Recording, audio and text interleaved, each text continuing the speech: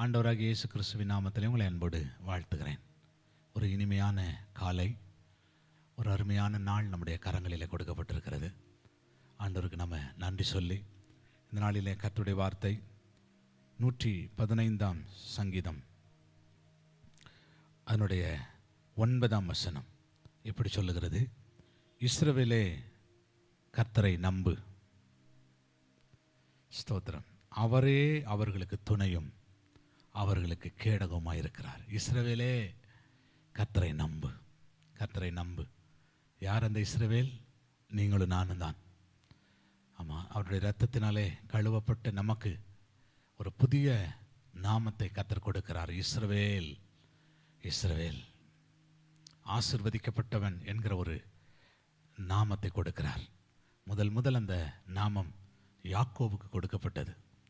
யாக்கோபு ஆசீர்வாதத்தை விரும்பி, ஆவிக்குரிய ஒரு நன்மையை விரும்பி தேவ சமூகத்தில் போய் போராடி நின்று கொண்டிருந்த போது அவன் பேரை இஸ்ரவேல் என்று கர்த்தர் மாற்றுகிறார். இஸ்ரவேல். நாம் எல்லாம் ஆபிரகாமின் சந்ததி மட்டுமல்ல, ஈசாக்கின் சந்ததி மட்டுமல்ல, யாக்கோபின் சந்ததிகளாய் கர்த்தர் நமக்கு வைத்திருக்கிறார். யாக்கோபு, இஸ்ரவேல். அந்த இஸ்ரவேலின் சந்ததியே, இஸ்ரவேலே கர்த்தரை நம்பு. உங்களை பார்த்து சொல்லார், என்ன பார்த்து சொல்லார், நீ கர்த்தரை நம்பு.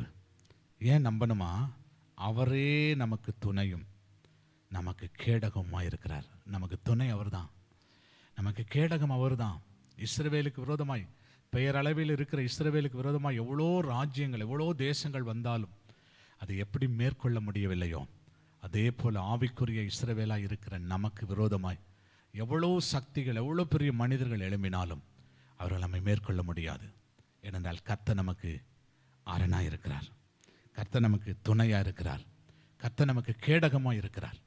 ஜெபம் பண்ணுவோம். நல்ல ஆண்டவரை துதிக்கிறோம். நீர் எங்களுக்கு அரணும், கோட்டையும், துருகமும், கேடகமும், பலனுமாய் இருக்கிறீர். நமக்கு ஸ்தோத்திரப்பா.